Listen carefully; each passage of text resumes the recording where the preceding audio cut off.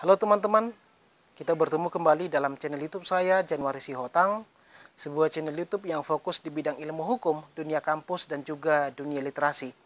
Pada video kali ini teman-teman, kita akan membahas mengenai pilkada yang akan diselenggarakan pada tanggal 9 Desember 2020 mendatang, di mana ada 270 daerah yang terdiri dari 9 provinsi dan 261 kabupaten kota akan menyelenggarakan pilkada secara serentak.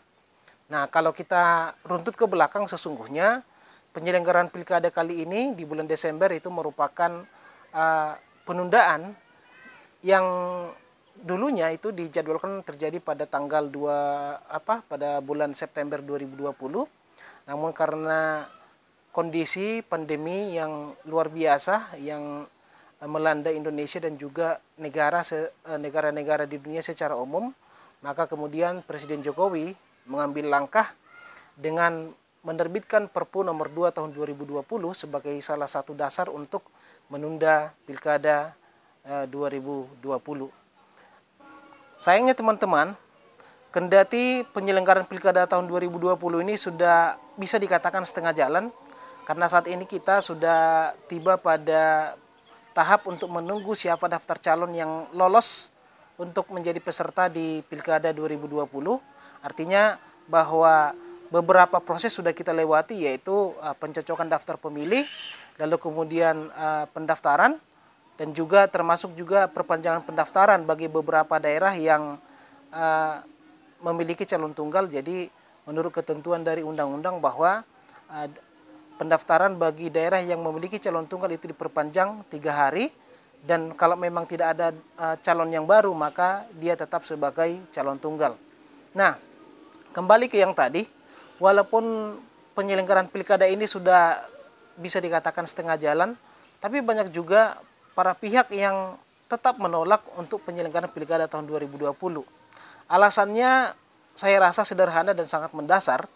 Yang pertama tentu karena memang kalau melihat tren daripada perkembangan yang positif di Indonesia, positif COVID-19 di Indonesia, bahwa trennya itu bisa dikatakan belum menurun. Bahkan beberapa hari belakangan ini, tren peningkatan dari COVID-19 itu luar biasa. Yang sebelumnya kita masih di angka 2.000 per hari, sekarang sudah di antara 3.000 sampai 4.000 per hari. Bahkan saat ini tanggal 21 September 2020, angka positif COVID-19 di Indonesia sudah mencapai sekitar 248.000.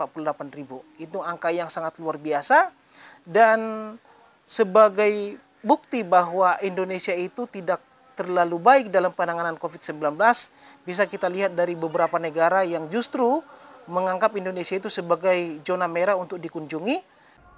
Usulan untuk menunda penyelenggaraan pilkada tahun 2020 semakin menguat, di mana 1 hari setelah masa pendaftaran calon peserta pilkada tahun 2020, Profesor Dr. Mahfud MD sebagai Menteri Koordinator Politik Hukum dan HAM mengatakan bahwa ada kurang lebih 60 peserta pilkada yang dinyatakan positif setelah masa pendaftaran calon tersebut. Nah, ini sesungguhnya menurut saya bukan sesuatu yang luar biasa atau kabar mengejutkan, dan saya sendiri sudah memprediksi itu. Karena memang kalau kita lihat pada saat pendaftaran calon peserta pilkada tersebut sangat tidak menerapkan yang namanya protokol kesehatan. Padahal satu hal yang harus diperhatikan oleh penyelenggara, peserta maupun masyarakat dalam penyelenggaraan pilkada ini adalah bahwa setiap tahapan harus dilaksanakan sesuai dengan prosedur ataupun protokol kesehatan. Namun faktanya apa yang kita lihat di lapangan bahwa proses pendaftaran calon tersebut diikuti oleh ribuan bahkan puluhan ribu massa yang pasti di antaranya itu tidak menerapkan yang namanya protokol kesehatan, apakah itu social distancing, apakah memakai masker, dan lain-lain. Berkaca dari proses pendaftaran calon peserta pilkada kemarin yang ternyata tidak memenuhi ataupun mematuhi protokol kesehatan, maka ini juga memicu kekhawatiran kepada kita bahwa proses kampanye nanti itu bisa menjadi salah satu klaster tersendiri dalam penyebaran COVID-19.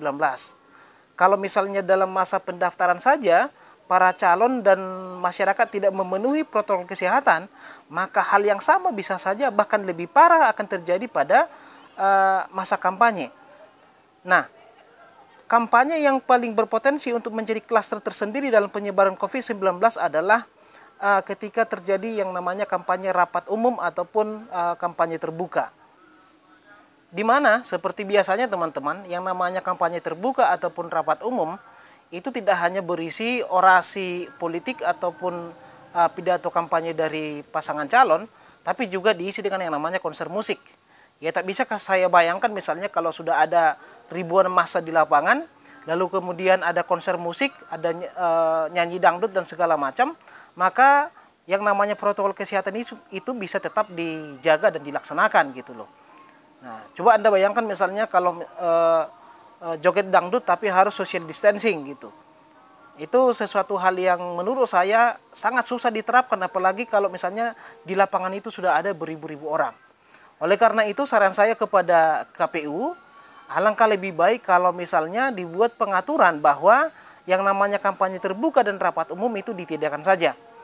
Ataupun kalau harus ada rapat umum itu harus dibatasi atau paling tidak sekitar 20 atau 30 orang setiap pertemuan. Namun sayangnya teman-teman, hingga pada saat ini tanggal 21 September 2020, KPU belum ada menerbitkan aturan terkait pembatasan jenis kampanye dan juga pembatasan jumlah peserta kampanye. Alasan KPU sangat normatif. KPU mengatakan bahwa dalam undang-undang bahwa sudah ditentukan ada kampanye rapat umum ataupun kampanye terbuka.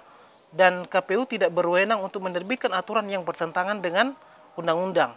Secara ilmu perundang-undangan sesungguhnya itu sangat masuk akal, karena di dalam hierarki peraturan perundang-undangan yang namanya peraturan KPU itu tidak boleh bertentangan dengan peraturan yang di atasnya, yaitu undang-undang. Namun kemudian kalau kita berbicara yang namanya keselamatan rakyat, saya rasa bahwa KPU harus mengambil langkah ini. Persoalan kemudian di kemudian hari itu digugat ataupun dibatalkan oleh Mahkamah Agung, itu menjadi persoalan tersendiri. Dan menurut saya ketika itu nanti akan dibatalkan, maka akan mengundang dukungan dari berbagai lapisan masyarakat, dan itu mungkin akan mendorong Presiden untuk menerbitkan Perpu terkait dengan pembatasan jenis kampanye dan juga jumlah peserta kampanye. Jadi saya rasa ini merupakan langkah yang paling tepat dan yang paling realistis dilakukan, yaitu membatasi peserta kampanye dan juga membatasi jenis kampanye itu sendiri. Karena kalau misalnya kita harus menunda pilkada, kita juga tidak tahu bahwa kapan pandemi ini akan berakhir gitu. Lalu kemudian kalau misalnya untuk menyelenggarakan pemerintahan daerah harus dilaksanakan oleh PLT, kita sudah tahu bahwa yang namanya PLT itu tidak bisa mengambil kebijakan-kebijakan yang strategis, terutama dalam hal keuangan daerah. Oleh karena itu, kalau ditimbang antara manfaat dan mudaratnya, langkah ini sekali lagi saya katakan merupakan langkah yang paling tepat. Walau sesungguhnya saya sangat berharap bahwa Presiden bisa mengambil langkah bijak dengan menerbitkan Perpu untuk mengatur hal-hal yang tadi. Karena Perpu tentu lebih kuat kedudukannya daripada sekedar peraturan KPU. Oke, saya rasa demikian teman-teman. Sekali lagi saya katakan bahwa di dalam bernegara yang namanya keselamatan rakyat itu adalah hukum yang tertinggi. Atau dalam bahasa hukumnya dikatakan salus populi suprema lex exto. Artinya bahwa apapun yang akan kita laksanakan dalam menyelenggarakan negara ini harus tetap memperhatikan keselamatan dan nyawa masyarakat. Demokrasi bisa, tapi keselamatan yang utama. Demikian video saya kali ini teman-teman, semoga bermanfaat. Sekali lagi, jangan lupa subscribe, share, dan juga tonton video-video saya supaya channel ini semakin berkembang dan saya bisa membuat video yang lebih berkualitas ke depannya. Salam demokrasi.